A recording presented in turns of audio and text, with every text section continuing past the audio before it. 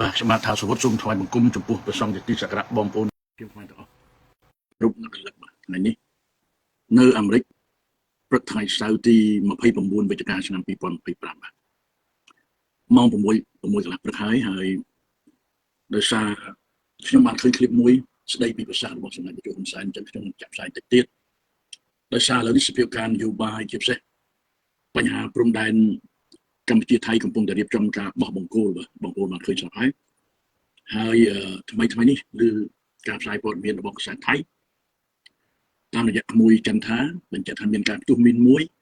នៅទៅដែនក្បែរម្ដុំស្រុកអូជ្រៅខេត្តបន្ទាយមានជ័យជាពិសេសទៅលើជនជាតិចិនបាទរឿងនេះខ្ញុំអត់ទាន់បាននិយាយអ្វីទេខ្ញុំគ្រាន់តែធ្វើคลิปខ្លីមួយបង្ហាញថាតើការផ្ទុះមីនថ្មីហ្នឹងទៅលើជនជាតិចិនហ្នឹងវាយ៉ាងម៉េចនៅពេលដែលប្រទេសថៃបានទទួលនៅមហន្តរាយទឹកជំនន់រញ្ជួយផែនដីយ៉ាងខ្លាំងបាទអញ្ចឹងថ្ងៃនេះដោយសារខ្ញុំបានឃើញคลิปមួយស្ដីអំពីប្រសាសន៍របស់សម្ដេចតេជោហ៊ុនសែនហើយខ្ញុំស្ដាប់ចំណុចមួយយកមកពិភាក្សាយកមកបង្ហាញជូនបងប្អូនឲ្យច្បាស់តើសម្ដេចហ៊ុនសែនជាអ្នកណានេះជាទស្សនៈខ្លីដែលខ្ញុំបានតាមដានជាយូរមកហើយតែមិនទាន់បានសរសេរទុកទេបងប្អូនណាគ្រាន់តែនិយាយថ្ងៃនេះថ្ងៃ29វិច្ឆិកាឆ្នាំ2025នៅប្រទេសកម្ពុជាម៉ោង6កន្លះល្ងាចហើយអញ្ចឹងខ្ញុំសូមចាក់ផ្សាយនៅប្រសាសន៍សម្ដេចតេជោបន្តិចបាទសូមបងប្អូនស្ដាប់ដូចតទៅលោកតាសុនសានសុខអបិទុចំពោះពរិញចំពោះយន្តខណ្ឌរបស់សម្ដេចបវរសុនសានតាមថាកូនណាឲ្យទូគុំធ្វើម៉េចទូគុំមានផ្ទះ12ប៉ុន្តែពួកអាយ៉ងមកយកអស់ហើយតែវាគេខ្ញុំកដាលអញ្ចឹងអង្គុយទល់មកគ្នាអញ្ចឹងពេលដែលអង្គុយរៀបចំហ្នឹងចេះខាងខ្ញុំ6នាក់បកូនណាលោកព្រះអង្គគូក្បាលលើកចិត្តទល់មកគ្នាព្រោះសឡំហើយបន្តមកខ្ញុំហើយគឺដូចជាអារម្មណ៍ទៀបបាញ់ហើយរំហងដឹកមន្ទីរសិនសេខាងនេះ6នាក់ខាងនោះគឺសផននៅចំពីមុខសើមសានសំសេង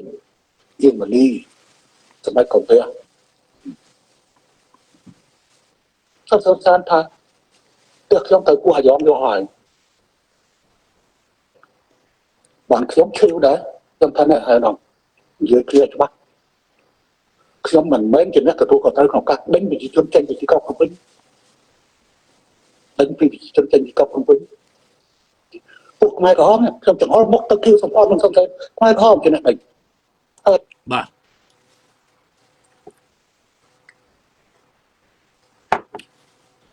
អ្វីដែលខ្ញុំចាប់អារម្មណ៍អ្វីដែលបងប្អូនខ្មែរទាំងអស់ត្រូវចាប់អារម្មណ៍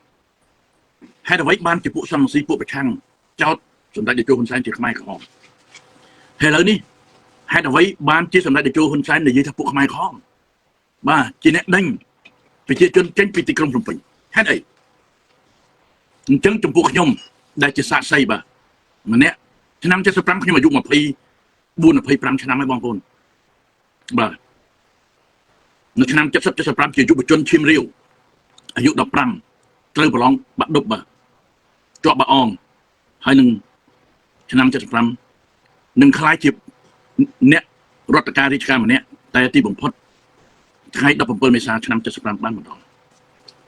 ហើយពេលដែលខ្ញុំជួបដល់ក្រុងភ្នំពេញឆ្នាំ79ដែលខ្ញុំជម្រាបជូនបងប្អូនខ្ញុំដើរវាបាត់ដំបងមកតាមផ្លូវមងប្រហែលជាខែ6ខែ7បងប្អូនកាន់ទស្សនភាពនៅទីក្រុងភ្នំពេញពិតជាខ្ទេចខ្ទីដោយសារស្នាដៃពួកខ្មែរក្រហមមែនបងប្អូនហើយផ្លូវការនោះមានតែ2ទេចូលភ្នំពេញគីឡូលេខ6និងផ្សារដំត្រូវក្បាលថ្នល់នេះជាការពិតដែលខ្ញុំខ្លួនឯងបានដើរ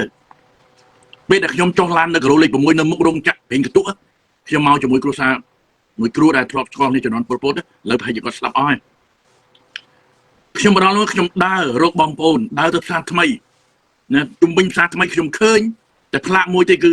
កម្ពុជាថតរូបហើយកាលនោះបងប្អូនដឹងស្រាប់តែមានខាងព័ត៌មានមាន SPK របស់ឯកឧត្តមខៀវកញ្ញរិទ្ធខ្ញុំដើរពេញផ្សារថ្មីហ្នឹងស្ងាត់ចងុំបងប្អូនខែ6ខែ7ហើយខ្ញុំដើរតាមមាត់ទន្លេនៅមុខវាំងណាខែ6ខែ7នៅដើមអំពិលទឹកដែលរបបកម្ពុជាប្រជាធិបតេយ្យដាំនៅមុខវាំងលើស្មៅហ្នឹងសិតតែដើមអំពិលទឹកខ្ពស់ដោយដើមដូងអញ្ចឹងបងប្អូន ខ្ញុំដើរមកជួរផ្លូវក្រសួងការបរទេសកាលហ្នឹងហើយជាសន្តាគារកម្ពុជាយ៉ាណានៅនេះកាលហ្នឹងខ្ញុំដើររហូតទៅផ្សារកាប់គោដើររហូតទៅបឹងកេងកងពីព្រោះចរូនមួយខ្ញុំមួយឥឡូវគាត់ស្លាប់ហើយនៅបឹងកេងកងក្រោយមកទៅផ្សារដំស្កូវផ្ទះកាលនោះมันមានជាកម្មសិទ្ធិរបស់អ្នកណាទេពីព្រោះខ្មែរក្រហមប៉ុលពតហ្នឹងដេញប្រជាជនចេញបាត់ហើយយើងមានសម្បត្តិស្នាមឯណាថាផ្ទះយើងអញ្ចឹងសូមបីតែខ្ញុំមកឆ្នាំ1980ខ្ញុំស្គាល់មិត្តភ័ក្តិបងប្អូនគេម្នាក់ធ្វើអង្គរៈឲ្យលោកជាស៊ីមផ្ទះអ្នកអង្គម្ចាស់តូបរិយដំណាក់អ្នកអង្គម្ចាស់តូដែលជាព្រះបិតាទ្រង់នរោត្តមច័ន្ទទាំងសីគឺកងអង្គរៈរបស់លោកជាស៊ីមនៅអ្នកខ្លះអត់ដឹងថាដំណាក់ហ្នឹងផ្ទះម្ដុំហ្នឹងជាផ្ទះរបស់អ្នកណាទេបាទហើយការលោកក្រសួងមហាផ្ទៃគឺនៅក្រសួងអប់រំចំនួនលោកលន់នល់ចំនួនចំណែកស៊ីនុកនៅផ្លូវនរោត្តមហើយធនាគារក្រហមខាងនោះបាក់បែកអស់ហើយនេះជារឿងពិតហើយផ្ទះជាច្រើនដែលខ្ញុំចូលដល់ខែ6ខែ7មានប្រជាជននៅតិចតែនៅម្ដុំបឹងកេងកងគឺជានាងការវៀតណាមដោយសារការរបបកម្ពុជាប្រជាធិបតេយ្យគេបានដាក់អានាំងបាំងសីបងប្អូនអញ្ចឹងក្រោយថ្ងៃ7មករា79ផ្ទះនៅច្រើនណាស់មិនគិតថាវីឡានឹងរបស់ស៊ឿនសានមិនគិតថាវីឡានឹងរបស់អ្នកណាទេនៅពេលចូលដល់ផ្ទះនៅវិមានឯករាជ្យសុទ្ធតែស្អាតអញ្ចឹងវាចំពេលដែលសម្ដេចតេជោហ៊ុនសែនលោកចាប់យកផ្ទះចំលោកស៊ុនសានផ្ទះលោកស៊ុនសានហ្នឹងដែលលោកមានប្រសារួចហើយមានម្ចាស់មួយម្ចាស់ពីរនេះផ្ទះនេះលោកពូខ្ញុំឥឡូវគាត់ស្លាប់ហើយនៅម្ដុំវីឡាគាត់នៅជិតផ្ទះលោកអឹងហុងសាទនៅដែលផ្លូវទៅសក់ប៉ែនបឹងកងនៅជិតវិទ្យាល័យកម្ពុជាបុត្រហ្នឹងណាខ្ញុំដើរទៅម្ចាស់គេនៅបាត់ភាគច្រើនសិតតែអ្នកស្វ័យរៀងបាទម្ដុំហ្នឹងណាដើរទៅកន្លែងខ្លះវាមានបាំងតាំងកសីណាយើងត្រូវហែកចូលតែកាលនោះកងទ័ពវៀតណាមពិតជានៅការពារតែយើងមានរណសេណាសាមគ្គីសង្គមជាតិប៉ុន្តែវាមានបញ្ហាជាច្រើនដែលយើងត្រូវសិក្សាឲ្យច្បាស់ហេតុអ្វីណាបានជាសម្ដេចតេជោហ៊ុនសែននិយាយថាពួកខ្មែរក្រហមហើយពួកសំរងស៊ីពួកប្រឆាំងចោទថាសម្ដេចហ៊ុនសែនជាខ្មែរក្រហមវាយ៉ាងម៉េចនឹងខ្ញុំសូមបញ្ជាក់បន្តិចបងប្អូនខ្ញុំដើរម្ដុំលូទឹកស្អុយចិត្តវិទ្យាល័យយុគន្តរសប្តាហ៍ថ្ងៃនេះផ្ទះខ្ញុំនៅម្ដុំហ្នឹងណាសុទ្ធតែដើរលហុងខ្វងបងប្អូនទៅវិទ្យាល័យទួលស្វាយព្រៃដើរសុទ្ធតែលហុងខ្វងពេញបាទខែ7ខែ8ឆ្នាំ79ហើយហ្នឹងណាក្រោយមកខ្ញុំទៅធ្វើការនៅពាណិជ្ជកម្មកំពង់សោមផ្ទះនៅកំពង់សោមវីឡាទាំងប្រមាណភាគច្រើនបានទៅលើកម្មករកំពង់ផែតែខ្ញុំនៅមន្ទីរពាណិជ្ជកម្មជំនាញការវៀតណាមគាត់ឲ្យបដូរមកផ្សារលើរៀបចំកន្លែងលក់អញ្ចឹងបុគ្គលិកពាណិជ្ជកម្មទាំងអស់នៅជុំគ្នាជាមួយអាគារដូច្នេះយើងអត់មានពេលទៅរកផ្ទះវីឡាដោយកម្មករកំពង់ផែទេនេះជាការពិតដែលខ្ញុំជាសាក្សីហើយវាពិតជាមានឥទ្ធិពលបរទេសគេមានបំណងមែនប៉ុន្តែឥឡូវនេះតើយើងចង់ឲ្យបំណងគេបានសម្រេចទេបើយើងដឹងបំណងគេទៅហើយយើងគួរតែជៀសយើងគួរតែរៀបចំណាអញ្ចឹងណាហេតុអ្វីបានជាសម្ដេចតេជោហ៊ុនសែនលោកមានប្រសាសន៍ថាពួកខ្មែរក្រហមខៀវសំផនសុនសេនណាខ្ញុំសិក្សាច្បាស់ណាស់បងប្អូនឥឡូវនេះបញ្ញវន្តក្រោយថ្ងៃ17មេសា75បញ្ញវន្តក្រោយថ្ងៃ7មករាឆ្នាំ79ដែលធ្វើឲ្យប្រទេសកម្ពុជាជួយសម្ដេចតេជោហ៊ុនសែនពីក្រហមពីផ្កាឈូកមសគឺលោកសាស្ត្រាចារ្យសុកអានលោកដិតបន្ទីណាលោកខៀវកញ្ញរិទ្ធហើយក្នុងនោះក៏មានលោកកែមស្ងួនក៏មានលោកហៅនហុងដែរចំណន់ហ្នឹងណាហើយខ្ញុំចាំច្បាស់ណាឆ្នាំ79នេះខ្ញុំឮឈ្មោះលោកសាស្ត្រាចារ្យវ៉ាន់ឌីកាអុនខ្ញុំឮច្បាស់ណាសមមិត្តម៉ែនសំអនខ្ញុំឮតាមវិទ្យុច្បាស់ណាអញ្ចឹងបញ្ញវន្តដែលលេចធ្លោចំនួននោះដែលជាអតីតបញ្ញវន្តចំនួនសាធារណរដ្ឋខ្មែរមានលោកសាស្ត្រាចារ្យសុកអានដែលគាត់មានស្រុកកំណើតនៅសុខរីវង្សខេត្តតាកែវជាមួយពួកខ្ញុំជាមួយឪពុកខ្ញុំឯកឧត្តមដិតមន្ទីរឯកឧត្តមខៀវកញ្ញរិទ្ធ SPK ចំនួនហ្នឹងក្រោយមកមានឯកឧត្តមកែមស្ងួនឯកឧត្តមហៅណាំហុងលោកសាស្ត្រាចារ្យវ៉ាន់ឌីកោនតែក្រោយមកក៏ទៅនៅស្រុកបារាំងដែរគឺខ្ញុំបាទដឹងថាផ្ទះទាំងឡាយដែលជាកម្មសិទ្ធិរបស់យើងរាល់គ្នាហ្នឹងអត់មានរបស់យើងទៀតទេសូម្បីតែផ្ទះឪពុកម្ដាយខ្ញុំដូនតាខ្ញុំនៅស្រុកខ្ញុំនៅត្រឡប់គិរីវង្សទល់មុខសាលាបឋមសាលាសុកអានហ្នឹងដែលឥឡូវគេដាក់អប់រំស្រុកហ្នឹងគឺជាទឹកដីរបស់លោកឪពុកម្ដាយខ្ញុំជាដូនជាតាខ្ញុំនៅឃុំប្របាទជន់ជុំបាទទន្លាប់សុខរីវង្សខេត្តតាកែវតែអ្វីយើងត្រូវបាត់បង់អស់ហើយបាទដោយផ្ទះលោកពូខ្ញុំផ្ទះដែលខ្ញុំរស់នៅចំណងលុននល់ម្ដុំលូទឹកសុយបានទៅលើគេអស់ហើយ ដូច្នេះហេតុអ្វីបានជាខ្ញុំចាក់ឃ្លីបនេះនៅពេលដែលសភាពការនយោបាយនៅក្នុងប្រទេសកម្ពុជាយើងកំពុងតែពុះពោច្រើនណាស់មានរឿងច្រើនណាស់ត្រូវនិយាយតែចំណុចមួយហេតុអ្វីបានជាសម្ដេចតេជោហ៊ុនសែនមានប្រសាសន៍សិនតែអុលមុខពួកខៀវសំផនខ្មែរក្រហមសុនសេនដែលដេញប្រជាជនចេញពីទីក្រុងភ្នំពេញអញ្ចឹងសម្ដេចតេជោហ៊ុនសែនជាណានេះជាការវិនិច្ឆ័យរបស់ខ្ញុំតើសម្ដេចតេជោជាជនកុម្មុយនីសមិនដែរឬទេ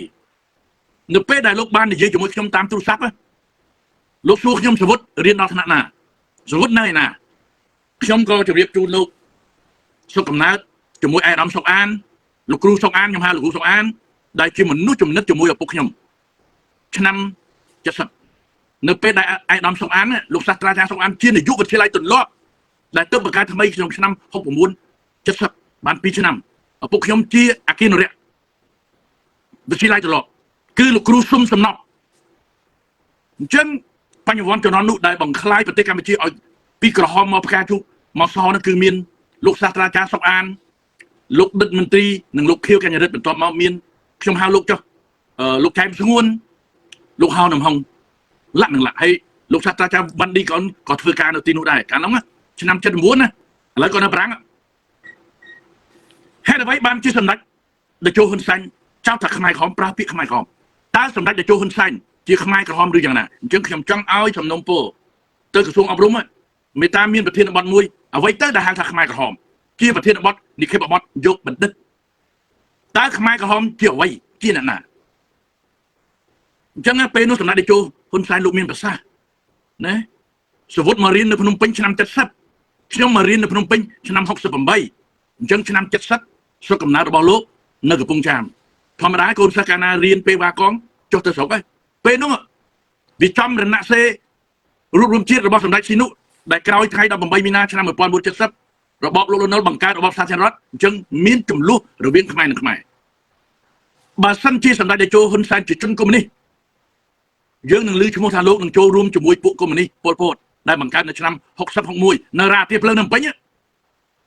ប៉ុន្តែសម្ដេចស៊ីនុអត់សំទោសប៉ុន្តែសម្ដេចតេជោហ៊ុនសែនអត់បានចូលរួមចលនាកុម្មុយនីសជាមួយប៉ុលពតជាមួយវៀតមិញជាមួយអីទេអញ្ចឹងពេលដែលលោកទៅស្រុកកំណើតខ្ញុំសិក្សា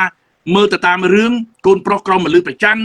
ខ្ញុំសិក្សាស្ដាប់តាមដែលលោកពិភាក្សាជាមួយខ្ញុំតាមទូរស័ព្ទ3ម៉ោងអញ្ចឹងខ្ញុំយល់ឃើញថាសម្ដេចតេជោហ៊ុនសែនមិនមែនជាពួកខ្មែរក្រហមកុម្មុយនីសទេគឺជាសមាជិក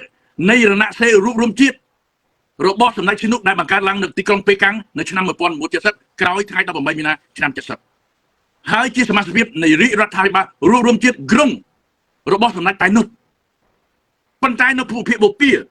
មានពួកអតីតខ្មែរវៀតមិញណាខ្មែរអ៊ីស្រាអែលជាច្រើនរួមគ្នាដែលកាលនោះពិតជាមានជំនាញការវៀតណាមរួមមែននៅតំបន់ភូមិភាគបូព៌ា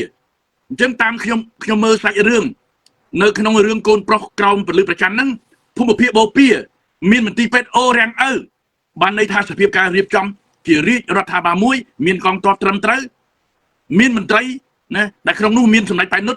ជានាយករដ្ឋមន្ត្រីលោកខៀវសំផនជាឧបនាយករដ្ឋមន្ត្រីនិងក្រសួងការពារជាតិមានហ៊ូនុនហ៊ូនឹមហ៊ូយុនវ៉ាន់វ៉េតទីវអលលាក់នឹងលាក់បានន័យថាពីឆ្នាំ70ទៅ75យើងមានរាជរដ្ឋាភិបាលមួយដែលក្រោយឆ្នាំ1973អាមេរិកមានបំណងដកទ័ពថយពីឥណ្ឌូចិនគេទម្លាក់សង្គ្រាមមកលើកម្ពុជាចឹងទ្រង់ស៊ីសវត្តសេរីមតៈលោកមានតំណែងតំណងជាមួយអាមេរិកលោកលន់នល់អត់មានទេបងប្អូនមានតិចតួចទេព្រោះលោកលន់នល់ដើរតាមនយោបាយតំណែងជំនុកធ្លាប់ទៅទទួលគ្រឿងសម្ភារវុធពីចិននៅឆ្នាំ60ផ្លាយអញ្ចឹងរដ្ឋប្រហារឬការធ្វើបដិវត្តមួយបានកើតមានឡើងយើងជាកូនសិស្សយើងតាមមកខាងថាសត្រូវឈ្លានពានយេតុងមកខាងថាអាមេរិកឈ្លានពានកំហឹងដែលរបបលន់នល់រំលាយរបបសម្ដេចស៊ីនុ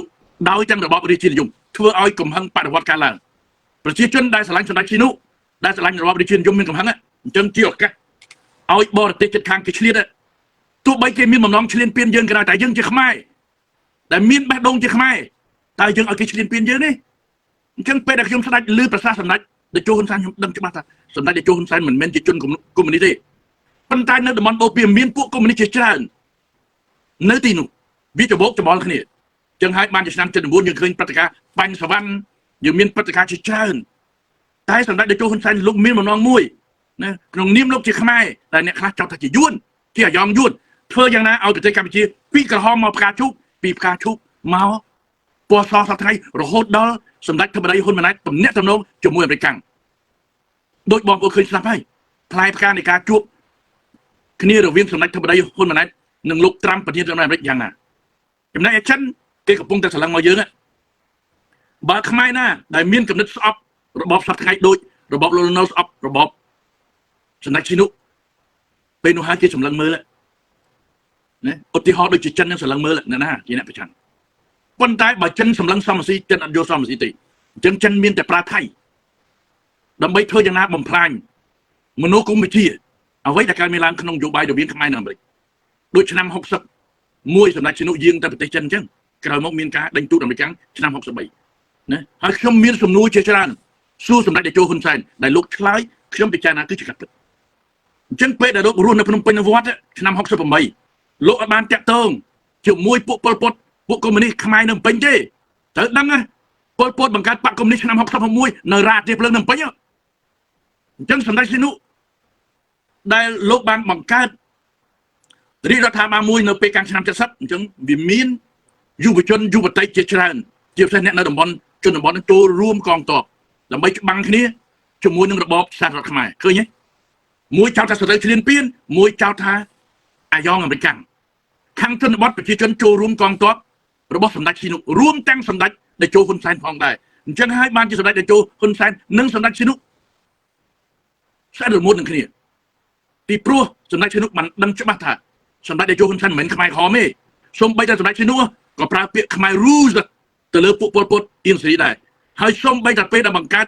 រាជរដ្ឋាភិបាលរួមជាតិក៏មិនបានដាក់ពួកអៀងសេរីប៉ុលពតនៅក្នុងនោះដែរយកតែលោកខៀវសំផនម្នាក់ទេបងប្អូនអញ្ចឹងថ្ងៃនេះអ្វីដែលខ្ញុំចាក់ប្រសាសន៍សម្ដេចតេជោហ៊ុនសែនខ្ញុំចាប់អារម្មណ៍ពាក្យមួយពីរឿងផ្ទះរបស់លោកស៊ុនសានណាដែលនៅម្ដុំវាមានឯករាជ្យនឹងផ្ទះណានាចូលមកមានធម្មតារណសេរំដោះរណសេសាមគ្គីសង្គមជាតិហ្នឹងមានកងទ័ពហើយពេលយើងចូលដល់ភ្នំពេញសម្ដេចតេជោហ៊ុនសែនក៏លោកធ្លាប់រស់នៅភ្នំពេញដែរអញ្ចឹងផ្ទះណាល្អយើងចូលទៅទោះបីដឹងថាផ្ទះហ្នឹងបណ្ណាក៏ដោយប៉ុន្តែមានតែលោកស៊ុនសានដែលលោកបានយល់ឃើញថាអ្នកហ្នឹងមកយកផ្ទះគាត់អាយ៉ងឃើញទេវាធ្វើឲ្យគំនុំរហូតអញ្ចឹងអ្វីដែលខ្ញុំនិយាយថ្ងៃនេះខ្ញុំចង់បញ្ជាក់ថាសម្ដេចតេជោហ៊ុនសែនមិនមែនជាពួកខ្មែរក្រហមទេគឺជាកងទ័ពរណសេររួមជាតិរបស់សម្ដេចឈិនុដែលបង្កើតក្រោយថ្ងៃ18មីនាឆ្នាំ1970នៅក្នុងរណសេររួមជាតិរបស់សម្ដេចប៉ែននុតតែតំបន់បូព៌ាវាខុសនឹងតំបន់និរដីម្ដុំខេត្តតាកែវកពតដែលខ្ញុំបានជួបបាទខ្ញុំពិតជាបានជួបមែននៅខែ4ឆ្នាំ1970គឺពួកវៀតកុងខ្ញុំបានឃើញពួករណសេរសម្ដេចឈិនុទេកាលនោះអញ្ចឹងបានជាខ្ញុំរត់មកនៅភ្នំពេញហើយកាលនោះបើលោកសាស្ត្រាចារ្យសុកអានណាជាយួនណាគាត់ចូលបម្រើយកកងបានឆ្នាំ70ប៉ុន្តែអត់ទេលោកសាស្ត្រាចារ្យសុកអានបានរត់មកភ្នំពេញជាមួយឪពុកខ្ញុំគឺខ្ញុំជាសាក្សីដែលកាលនោះខ្ញុំតែងតែហៅគាត់ថាលោកគ្រូយូអានតែខ្ញុំដឹងរឿងមួយខ្ញុំជម្រាបជូនបងប្អូនឆ្នាំ2008ខ្ញុំបានទូរស័ព្ទកាលនោះម្ដាយខ្ញុំមកនៅអាមេរិកហើយទូរស័ព្ទតាមទូរស័ព្ទលេខ0128888ដែលខ្ញុំរកឃើញនៅក្នុងសភៅតំណាងរាស្ត្រខ្ញុំខលទៅបងប្អូនណាខ្ញុំខលទៅឯកឧត្តមសុកអានណាពេលនោះអ្នកលើកទូរស័ព្ទប្រហែលជាឆ្នាំ2008 2009បងប្អូនខ្ញុំទិញកាតទូរស័ព្ទ$50ខលទៅអ្នកលើកទូរស័ព្ទបានសួរខ្ញុំថាណាគេខ្ញុំថាខ្ញុំខលពីអាមេរិកអ្នកលើកទូរស័ព្ទបានប្រាប់ថាឯកឧត្តមកំពុងប្រសាបាយខ្ញុំក៏ប្រាប់ថាម្ដាយខ្ញុំខលពីអាមេរិកប្រពន្ធលោកគ្រូសុំសំណប់ពេលនោះខ្ញុំឮសំឡេងនៅក្នុងទូរស័ព្ទថាយកមកខ្ញុំក៏បាននិយាយផ្ទាល់ជាមួយនឹងឯកឧត្តមសុកអានដែលឥឡូវជាសម្ដេចសុកអានហ្នឹងគឺជាការពិតខ្ញុំបានទូរស័ព្ទហើយខ្ញុំប្រាប់ពីឈ្មោះឪពុកខ្ញុំហើយគាត់ក៏ជួបនិយាយជាមួយម្ដាយខ្ញុំណាហើយគាត់ផ្ដាំថាបើបានទៅលេងស្រុកខ្មែរអញ្ជើញទៅផងតាមពិតម្ដាយខ្ញុំនៅស្រុកខ្មែរប៉ុន្តែអត់មានណានាំគាត់ទៅជួបហើយខ្ញុំផ្ទាល់បាននិយាយជាមួយគាត់ខ្ញុំថាខ្ញុំរៀនជាមួយអាសុផលដែលជាប្អូនបង្កើតរបស់គាត់គាត់ថាអូសុផលស្លាប់ហើយជំនាន់ប៉ុលពតមុននឹងខ្ញុំរត់ទៅវៀតណាមបានន័យថាប្រជាជនទន្លាប់គិរីវង្សហ្នឹងពេលដែលមករស់នៅភ្នំពេញពេលដែលត្រូវប៉ុលពតដេញនៅថ្ងៃ17មេសា75នាំគ្នាមកនៅស្រុកគិរីវង្សហ្នឹងខ្ញុំអត់បានទៅទេបងប្អូនខ្ញុំរត់ទៅស្អាងហើយគេបញ្ជូនទៅបាត់ដំបងបើសិនតែខ្ញុំទៅគិរីវង្សខ្ញុំក៏រត់ទៅស្រុកយួនដែរ ពេលនោះបានខ្ញុំដឹងថាសម្ដេចសុកអានឬលោកសាស្ត្រាចារ្យសុកអានហ្នឹងរត់ទៅវៀតណាមមានពួកម៉ាក់ខ្ញុំនៅស្រុកបារាំងសប្តាហ៍ថ្ងៃគេក៏បានទៅដែរគេកូនចៅចិនបងប្អូនគេបន្លំធ្វើជាជនជាតិវៀតណាមរត់ទៅវៀតណាមដើម្បីរស់អ្នកណាក៏អាចធ្វើចឹងដែរអញ្ចឹងហើយបានជានៅតំបន់បូព៌ាពេលដែលសង្គ្រាមរវាងកម្ពុជាប្រជាធិបតេយ្យនៅវៀតជាមួយនឹងវៀតណាមតំបន់កចេះរតនគិរីមណ្ឌលគិរីកំពង់ចាមហ្នឹងប្រជាជនត្រូវតែរត់ភៀសខ្លួនទៅវៀតណាមហើយដូចឆ្នាំ1979អញ្ចឹងក្រោយរបបប៉ុលពតយើងរត់ទៅថៃនេះជាការពិតមួយដែលខ្ញុំបានសិក្សាច្បាស់តែពិតឬមិនពិតសូមបងប្អូនពិចារណាបានន័យថានៅពេលដែលស្រុកយើងកើតសង្គ្រាមឪពុកខ្ញុំជាអគ្គនាយកនៃវិទ្យាល័យទន្លាប់ព្រះបាទចន្ទជំមិនអនុវិទ្យាល័យគិរីវង្សនេះណាគឺអនុវិទ្យាល័យទន្លាប់ទៅបង្កើតឆ្នាំ1970ហ្នឹងលោកសាស្ត្រាចារ្យសុកអានគឺជានាយកវិទ្យាល័យទន្លាប់សុកអានឥឡូវនេះខ្លាយជាវិទ្យាល័យហើយនៅស្រុកហ្នឹង14គីឡូម៉ែត្រពីគ្នាមានវិទ្យាល័យ2សប្តាហ៍ហេតុអីអញ្ចឹងអនុវិទ្យាល័យគិរីវង្សបង្កើតឡើងនៅឆ្នាំ60ផ្លាយហ្នឹងបាទឆ្នាំ70ពេលនោះលោកសាស្ត្រាចារ្យសុកអានដែលខ្ញុំតែងហៅលោកគ្រូយូអានបាននាំគ្នាបង្កើតអនុវិទ្យាល័យមួយនៅត្រួសផ្អោកដែលឪពុកខ្ញុំត្រូវផ្លាស់ពីគិរីវង្សមកធ្វើជាសេវយ៉ង General ហើយកាលនោះលោកសាស្ត្រាចារ្យសុកអានដែលឥឡូវហ្នឹងជាសម្ដេចសុកអានដែលលោកស្លាប់ទៅហ្នឹងគឺជានាយកវិទ្យាល័យអញ្ចឹងអស់លោកក្មេងៗទាំងអស់ត្រូវយល់កលៈទេសៈសុខសង្គ្រាមមានរឿងនយោបាយយើងរត់ទៅថៃអ្នកខ្លះរត់ទៅវៀតណាមអញ្ចឹងទីបំផុតត្រូវគេចោទថាជាអាយ៉ងយួនអាយ៉ងវៀតណាមណាដូច្នេះក្នុងគំនិតខ្ញុំមតិផ្ទុយមតិស្របមតិរួមសម្ដេចតេជោហ៊ុនសែនមិនមែនជាពួកកុម្មុយនីសខ្មែរក្រហមទេអញ្ចឹងលោកមានគំនិតរបស់លោកឆ្លងកាត់ឧបសគ្គច្រើនណាស់បងប្អូនទប់ទល់ជាមួយក្រុមលោកសឿនសានទប់ទល់ជាមួយក្រុមហ្វាន់ពេជ្រជាពិសេសពួកខ្មែរក្រហមដែលមានកងទ័ពកម្លាំងខ្លាំងទីបំផុតនយោបាយឈ្នះរបស់សម្ដេចតេជោហ៊ុនសែនបានសម្រេចកងទ័ពខ្មែរក្រហមបានចូលរួមជាមួយកងទ័ពលោកសឿនសានហ្វាន់ពេជ្របង្កើតបានជាកងខេមរៈភូមិន្ទប៉ុន្តែដោយសារចរិតខ្មែរឃើញទេព្រឹត្តិការណ៍ឆ្នាំ97បានកើតមានឡើងខ្មែរច្បាំងគ្នាហើយឥឡូវនេះក្រមសំរងស៊ីបានបង្កើតរដ្ឋាភិបាលមួយដើម្បីអ្វីណាអញ្ចឹងអ្វីដែលមានដែលរដ្ឋាភិបាលនេះរបស់សំរងស៊ីនឹងដឹងជាបង្កើតមកប្រឆាំងនឹងរបបរាជានិយមឬអត់ទេណាដែលមានបាវចនាសិលធម៌សច្ចធម៌យុទ្ធធម៌ប្រកឹកបើអ្នកឯងមានសច្ចធម៌កុំកុហកប្រជាជនបើអ្នកខកអ្នកនឹងបរាជ័យហើយសូមចាំឲ្យច្បាស់អ្នកឯងប្រកែកចោតគេយួនអាយ៉ងយួនសួរថាតើគេមានខួរក្បាលប៉ុណ្ណឹងគេអាចគិតទេឥឡូវហ្នឹងមន្ត្រីក្នុងគណៈបកប្រជាជនជាពិសេសសម្ដេចតេជោហ៊ុនសែនលោកនិយាយអំពីប្រវត្តិសាស្ត្រមនុស្សកាលណានិយាយពីប្រវត្តិសាស្ត្រស្គាល់សត្រូវខ្លួនឯងច្បាស់ណាស់កុំគិតថាខ្លួនឯងខ្លះអត់បានរៀនសូត្រអ្វីទេបងប្អូនជាកម្មករសំណង់ជាកម្មករធម្មតាមានការឈឺចាប់នឹងអាជ្ញាធរមូលដ្ឋានរត់ទៅប្រទេសថៃណាក៏ដាក់ដំងឬក៏សុំទៅជ្រកកោននយោបាយទៅប្រទេសគេហើយមិនបានរៀនសូត្រអ្វីទេក្រៅពីជឿតាមបុគ្គលសក្តិនិយមអញ្ចឹងធ្វើអ្វីអត់ពិចារណាទេគេនិយាយប្រាប់អត់ជឿគេទេសិតតែគេលក់ខួរក្បាលអាយ៉ងណាលក់ខួរឲ្យបរទេសចុះខ្លួនឯងណាដែលគ្មានអ្វីសោះខំបង្កើតរដ្ឋាភិបាលនេះមានអាណាគ្រប់គ្រងណាចលនាណាមួយឬរដ្ឋាភិបាលណាមួយឬក៏រដ្ឋាភិបាលក្រៅប្រទេសណាមួយមានកម្លាំងខ្លាំងតទៅបន្តនយោបាយរបស់មហាអំណាចណាមួយបើអ្នកឯងធ្វើតែគ្នាឯងវាជួយតែគ្នាឯងខាតហើយធ្វើឲ្យប្រជាជនខ្មែរខ្លះដែលមិនបានពិចារណាចូលរួមទីបំផុតខាតពេលវេលាដោយកាលឆ្នាំ70ទេបងប្អូនណា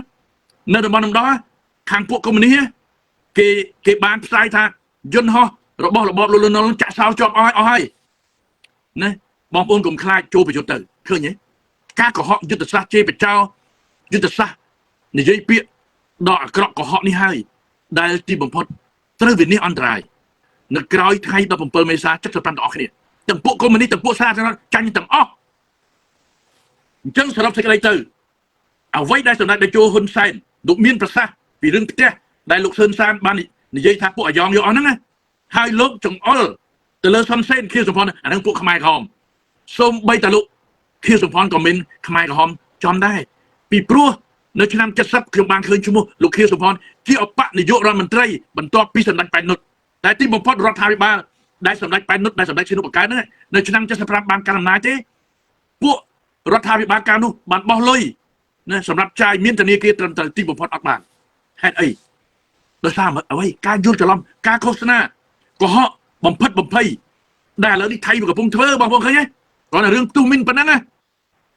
เวียปากการมเลี้ยงกัดปรมเปรียมมวยได้เมียนประเทศในระดับอเมริกันจิตสักใส่แล้วเวียดดาอุบายของฉันนะเวียดดาระบายเอาฉันจับอารมณ์ปีพรวดทำไมนี่การตู้มินจะเลอจนจิตฉันได้ดาวโมกตัวดันขมายไทยมาดมการสนุนเขาฉบับให้ตู้มินจังอะไรไทยปลากระบายชื่อซักปีมุนเมา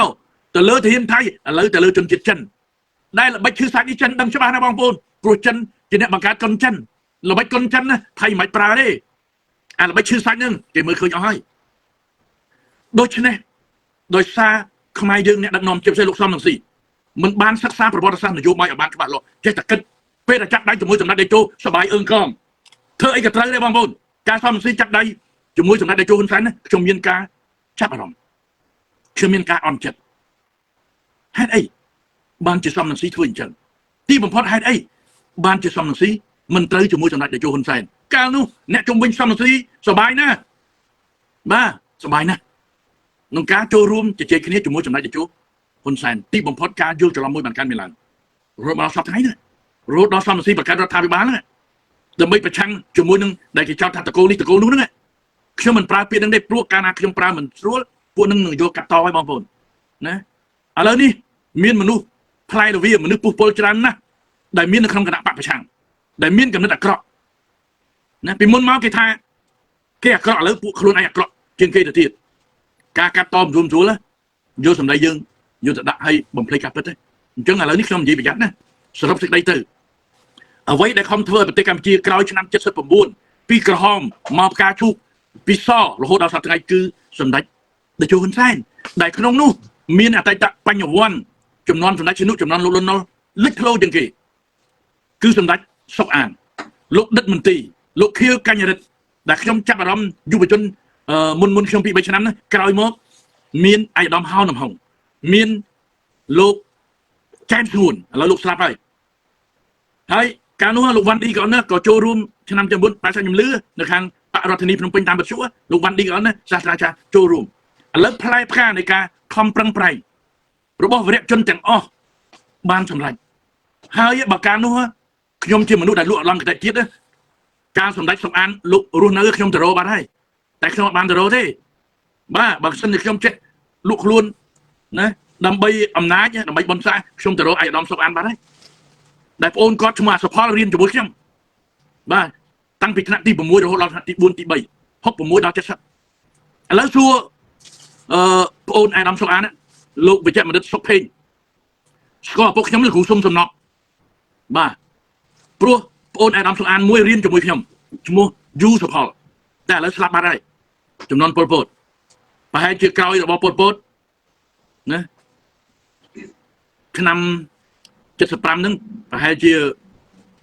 มัดเพกชมนั้นใบกระตือดมอนมาโรยผมบุญในโซกรีวงการมีการสลับชนะในบางปูนในโซกรีวงใครตะแกวะกลายไทยดำผมเปิดไม่ทราบจะสปรามไหมแต่เชื่อจนขมายได้รู้นาทีนัวเตยจะรับมาโรยผมบุญสลับชนะนะแต่ขยมบานเตยเตะพวกขยมการก็จะดีทีนึงกับพงสปีให้เป้ใครดำผมเปิดไม่ทราบชนะจะสปรามมาดอลขยมบานเตยสกขยมเตะขยมเตยจะเลี้ยงแต่เนื้อสางพเนียดกลางเยอะให้กลายมกเตยเกิดดักกระเป๋าดักลานปีกับพงชนะเตยโพสัตให้เกิดดักอัดเตยเพลิงเตยรากอชาคุกตรมนสก็เราใครมาตัวว่าชิดพรมเปรี้ยแต่การนู้เนี่ยพรมปิงแต่ยมเย่สลับชนะนะนสมงหรือไซสก็เรานสก็ในเปรี้ยเนี่ยพรมปิงสลับโดยสัตว์ที่ชนะแต่ขนมสำนางบานรู้โดยสาไว้อำเภอละอ้อเสจักท่อยุติท่อขนมครูนจึงจงมาจอดนิสมอคุณจุดปุ๊บบอมปูนขมายต่างอ้อแต่บานตามดานสนับเอาไว้จากชมในยี่ชมเพียยิ้มในยี่เรื่องปิดนะได้บาสันจิมินกาเขาโชว์ไว้โซมิตาเชื่อใส่ปีพรูตุสนาบอกยมบรรจัยมาโดยสัตว์จัดโดยกำเนิดสัตว์ไทยในยมในปีนี้เพียงฉลองกัดใส่สับปะมวยชนะปีชนะมวยปอนปะมวยจะสับปะมวยเพียงเราเคยเอาให้ปีสเตอร์เปิดบอกมาปีมนุษย์ละอ้อปีมนุษย์กระได้ชมเลิกล้างขนมเสือเพลิงเปร่งขมายคือเทวดาละอ้อหนึ่งเทวดากระจับสกหนึ่งจับเปร่งได้บองปนขมายตองตามมือโรสเพอเรื่องเพลงมือตามเมียนเรื่องเทวดาละอ้อเทวดากระได้หรือเตได้เป็นนิคมยกขึ้นค่ะเท ទេវតាល្អបានចូលក្នុងខ្លួនសម្ដេចតេជោហ៊ុនសែនហើយលោកចង់រៀបចំប្រទេសជាតិលោកធ្វើអំពើល្អជាច្រើនដែលអ្នកឯងបានមើលទៅមិនបានគិតពិចារណាអញ្ចឹងចំពោះខ្ញុំនៅពេលនេះទេវតាល្អបានចូលរូបសម្ដេចតេជោហ៊ុនសែនរួចហើយអត់មានទេវតាអាក្រក់មកទៀតទេយើងនឹងរួមសាមគ្គីគ្នាអ្នកនយោបាយទាំងអស់អ្នកណាមិនពេញចិត្តទៅអ្នកណាពេញចិត្តចូលមកដើម្បីរួមសាមគ្គីគ្នាក្នុងនយោបាយដែលសម្ដេចធិបតីហ៊ុនម៉ាណែតបានចាប់ដៃជាមួយនឹងអាមេរិកកាំងជាពិសេសពាណិជ្ជកម្មជាមួយអាមេរិកកាំងពេលនោះបើយើងរួមសាមគ្គីគ្នាប្រទេសយើងក្នុងរយៈ5ឆ្នាំ10ឆ្នាំទៀតនឹងខ្លាំងហើយបើថៃហ៊ានវាយយើងមិនចាំបាច់ទ្រាំទៀតទេបាទតែ5ឆ្នាំឬ10ឆ្នាំទៀតណាកម្ពុជានឹងខ្លាំងខ្ញុំសង្ឃឹមអញ្ចឹងអរគុណបាទជម្រាបលា